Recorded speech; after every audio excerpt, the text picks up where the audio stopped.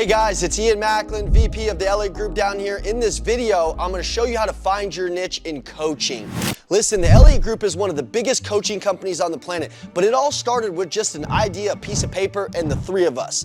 And I'm gonna show you some of the things in this YouTube channel that I wished we had. I wished I had a coaching company that could have taught me how to build this coaching company and keep going, but we just bashed our head against the walls and we figured out how to build this big 9-figure business. And I'm gonna keep bringing you guys value on things that we struggled with, things that we learned, things that we're going through right now. So tune in if you're a coach. Also, I'm gonna have a lot of general sales and closing, but this video specifically is going to be on building your niche. Stay tuned. Here's what you're gonna do first. This is step number one. You have to have a niche. You have to go into something because what they say is your niche can get you rich. But if you're all over the place just spraying a machine gun, then you're never really gonna get rich. You're never really gonna get fulfillment. You're never really gonna get impact. And what are we after as coaches? Impact, fulfillment, and packaging and making our purpose monetary so we can monetize our message. You're gonna reflect on your passion and expertise.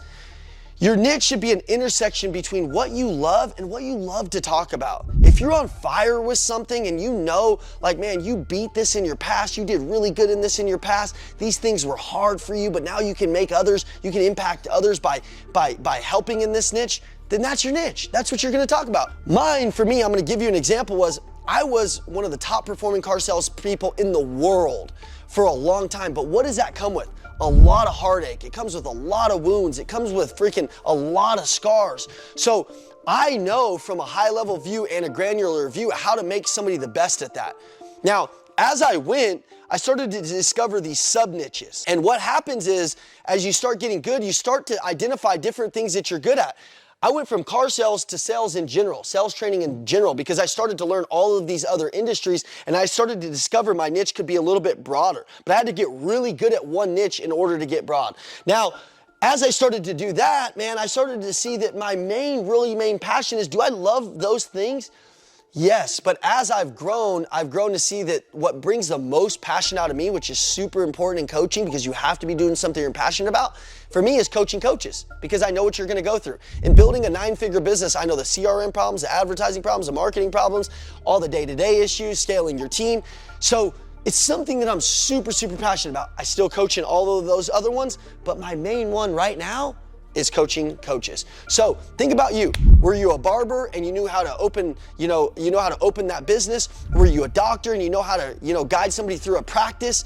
Did you have some mindset problems and you had all of these problems? Turn your wounds into your weapons. Did you grow up with all of this heartache and now you can help transform somebody's life? Like, what is it? Is that the mindset part? What is it that's gonna be your niche? Decide on that part before we start. Reflect on your passions and your expertise because you're gonna package that and that's gonna be your purpose that you can sell. All right, guys, now you've identified your niche. Now you need to research it. You need to identify the client needs and market gaps. So you have to be able to see, hey, there's a market gap here. There's a problem here. Money gets exchanged hands when problems get solved. I identified in car sales that there was a massive trainer and a massive name and he kind of left the car industry and there wasn't anybody teaching them anything new. So we stepped into that market gap, and because there was such a big gap, we were able to capitalize on that gap and obviously make a lot of money and make a lot of impact. But you gotta think of what the gap is. You gotta think of where the gain is. We call it the gap in the gain. If you can make it through the gap, you can get that gain. So do some research on whatever niche you're going to be going in and where that problem lies. What is that problem? Where does it lie? So identify it, do some market research, and figure out where those market gaps are so that way you can fill those gaps and make money. And number 3 is super important, guys. Test and refine your niche. Here's how we started. We've got a small group of our ideal clients that were in our niche and we trained them for free. Listen, that's so good for you because you're gonna get market feedback on how to grow your program so that way when you take it public to people, they can actually win. If you have a niche and you get into it and people can't win, you can't really solve that problem at a high level, you'll never make a lot of money. Once we started to refine our niche and get really, really good at it, at first we weren't making any money. The money's in the pooper. You're not making a whole lot. As you get really good at solving problems, as you get really good at making impact, you start refining this niche more and the money starts to flow. But up front, you gotta refine it, you gotta forge it, and you gotta make sure that you can deliver results. If you can deliver results for people, you're gonna be like us who have created raving fans.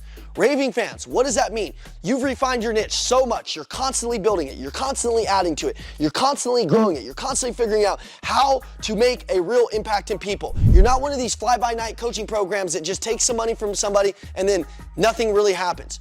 We have created real results in coaching companies, real results in people because we are obsessed with refining our niche. And as our niche has grown into sub-niches, we've made sure that we can handle those and we can refine those and make those even better. So, as your niche grows, I want you to think about how good are you at that one. You need to become world-class at that. How do you become world-class at something? 10,000 hours. You're gonna have to put tons and tons of work in to be very, very good at that niche and solving that person's problem. And if you can do that, you'll create an amazing coaching program. The money will flow, the referrals will flow, the impact will flow, and it'll just be amazing. The testimonials will flow. I would urge you, as you're growing your coaching business, to continue to study, continue to be the student. A lot of coaches, they did something in the past, but they stopped doing it today. That's the worst kind of coach that you can have. That sales coach still needs to be selling. I still sell on the front lines every day. I'm still closing in my company every day. I'm still building it every freaking day. Coaches never lose that edge. So if you need help, reach out to me, 480-780-2203. You'll see more content on coaching, on building your business strong, and making a lot of impact. The world needs you coaches out there. The world needs people that aren't scared to play small, that aren't scared to take that gift that God gave them and take it out into the world and make it great. You've got something, coach. You're in this video because you know you've got a purpose inside of you. Package that purpose up like we did today. Bring that purpose into the market. Make an impact and make money. Heaven on earth. It's fulfillment and making money. Let's go.